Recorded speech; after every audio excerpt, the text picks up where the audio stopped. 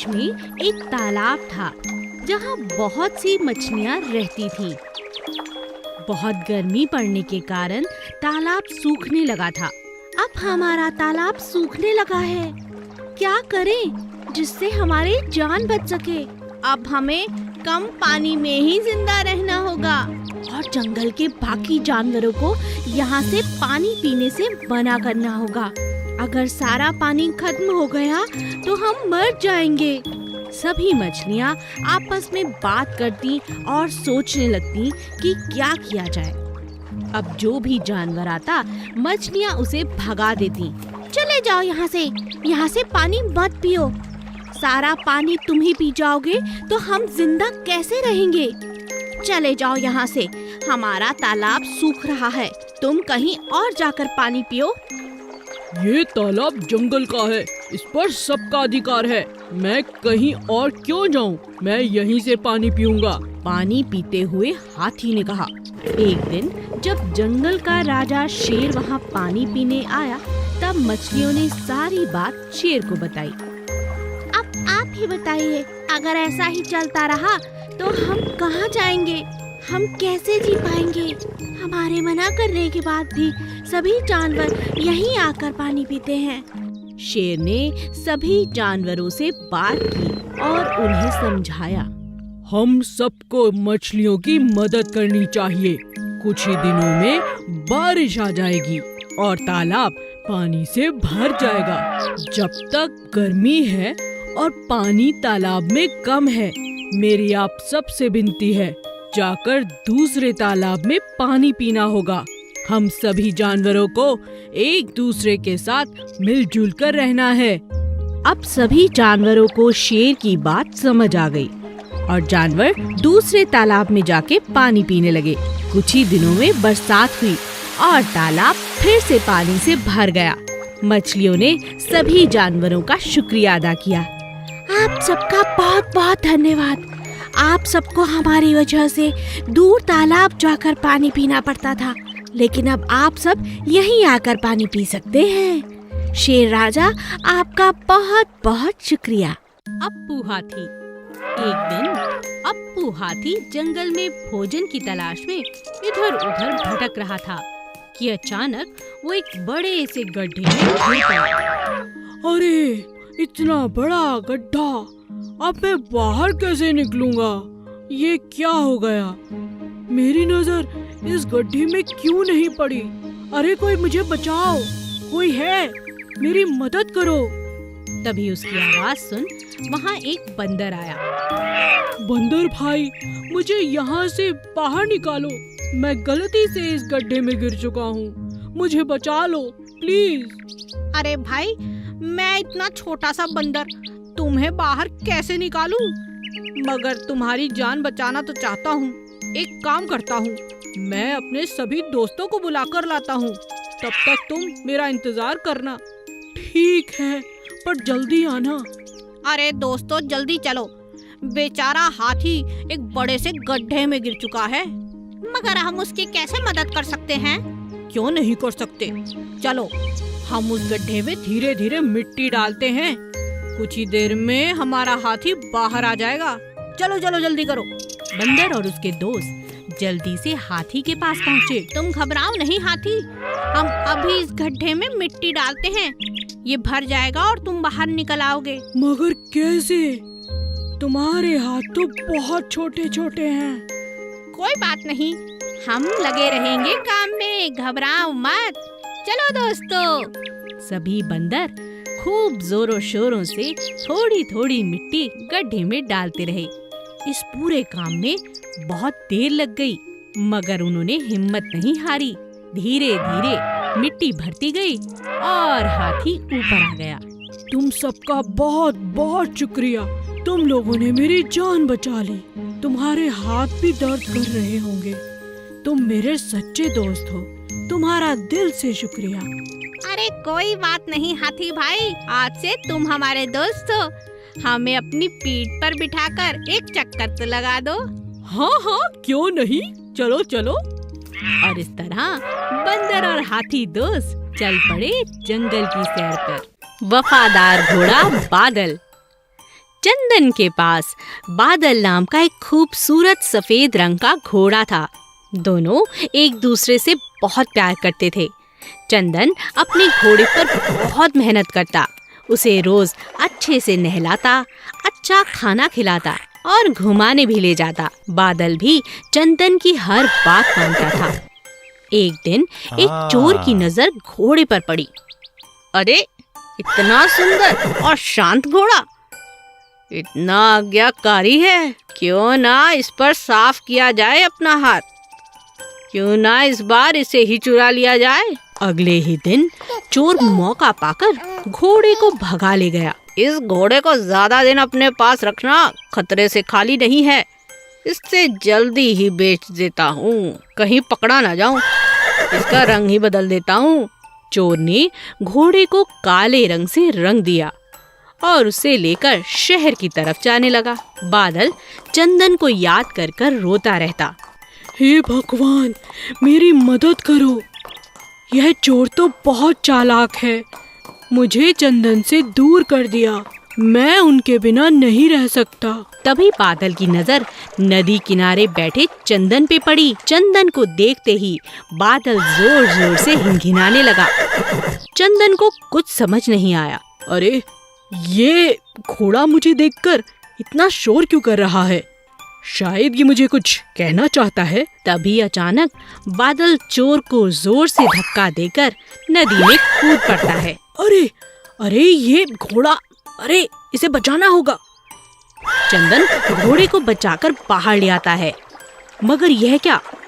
अरे, इस घोड़े का तो रंग निकल रहा है। अरे भागो, कहीं पकड़ा न जाऊं। यह सब देख चोर दुम दबाकर भाग गया। चंदन अपने घोड़े को पहचान जाता है और बादल अपनी समझदारी से अपने मालिक के पास वापस पहुंच जाता है। भेड़ें और सियार।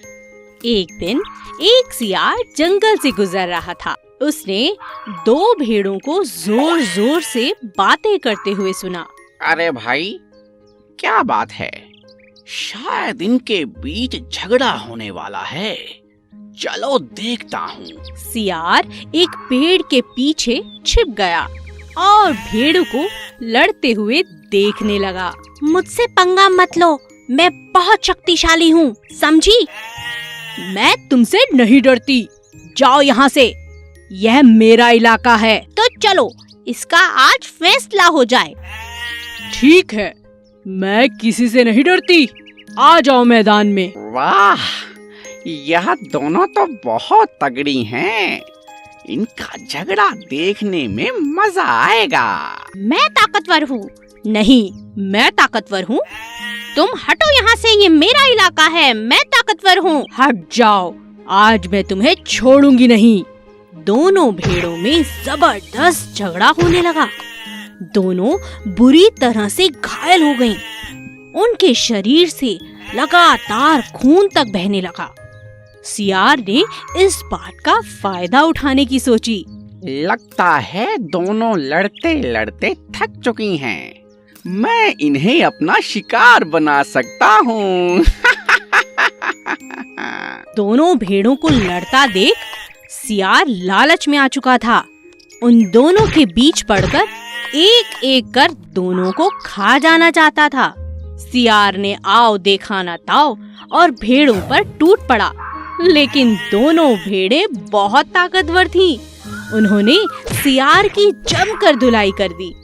हे भगवान, मैं सोच रहा था कि दोनों को एक एक करके कई दिनों तक खाऊंगा, लेकिन ये तो मेरे ही पीछे पड़ गई। अरे छोड़ दो मुझे, मार ही डालोगी क्या? अरे छोड़ो, अरे दोनों भेड़ें बहुत ताकतवर थीं। उन्होंने सियार की जमकर धुलाई कर दी, जिससे सियार वहीं ढेर हो गया। उदास राजा शेर। एक दिन राजा शेर का मंत्री भालू जंगल में घोषणा करता है। सुनो सुनो सुनो, राजा शेर बहुत दिनों से उदास हैं। जो कोई भी राजा जी को हंसाएगा उसे बड़ा इनाम दिया जाएगा। आप सभी का स्वागत है, आइए और हमारे राजा को हंसाइए। ये बात जंगल में आग की तरह फैल गई। जंगल के सभी जानवर राजा को खुश करने के प्रयास करने लगे। सबसे पहले एक हाथी उन्हें खुश करने की कोशिश करता है। हाथी अपनी सूंड से तरह तरह के करतब दिखाता है, लेकिन राजा को हंसी नहीं आती। फिर बंदर की बारी आती है। मैं आपको हंसाने की कोशिश करता हूँ राजा जी। बंदर अपने बहुत अच्छे अच्छे करतब दिखाता है, मगर वह भी हंसाने में नाकामयाब होता है। इसी तरह सभी जानवर कोशिश करते हैं, लेकिन किसी को भी कामयाबी नहीं मिलती। अंत में नन्ही चींटी की बारी आती है। राजा के मंत्री भालू को लगता है किसी को इनाम नहीं मिलेगा। इतनी छोटी सी चींटी हमारे राजा को कहाँ से हंसाएगी। जब अच्छे अच्छे बड़े बड़े जानवर नहीं हंसा पाए तो ये चींटी क्या हंसाएगी। तभी चींटी गुस्से में लाल होकर राजा के नजदीक आती है और कहती है, देखिए राजा जी, बहुत हो चुका। मैं आ रही हूँ आपके पेट पर गुदगुदी करने। आपको तो फिर हंसना ही होगा। अपनी तरफ गुस्से में चींटी को आता देख राजा की हंसी निकल पड़ी। हो हो हो हो हो हो हो हो हो हो। राजा को हंसता देख सभी जानवर हंसने लगे और नाचने लगे। चींटी को भी राजा ने बहुत सुंदर इनाम दिया। एक महल में राजा के पास एक सुंदर सफेद रंग का कबूतर था। राजा उससे बहुत प्यार करता था और अपने मन की सभी बातें वो कबूतर से किया करता था। एक दिन कबूतर का दिल महल से बाहर जाने को हुआ। कबूतर उड़ता हुआ जंगल की तरफ चला गया, मगर आते हुए वह रास्ता भटक गया। राजा शाम तक कबूतर की राह देखता रहा। फिर उसने अपने सेनापति को कबूतर को ढूंढकर लाने का आदेश दिया। सेनापति, जाओ और कबूतर को ढूंढकर लाओ। जो आज्ञा महाराज। बहुत ढूंढने पर भी सेनापति को कबूतर का कोई सुराग नहीं मिला। तब सेनापति को एक तरकीब सूझी और उसने एक कबूतर पकड़ा और उसे सफेद रंग में रंग दिया।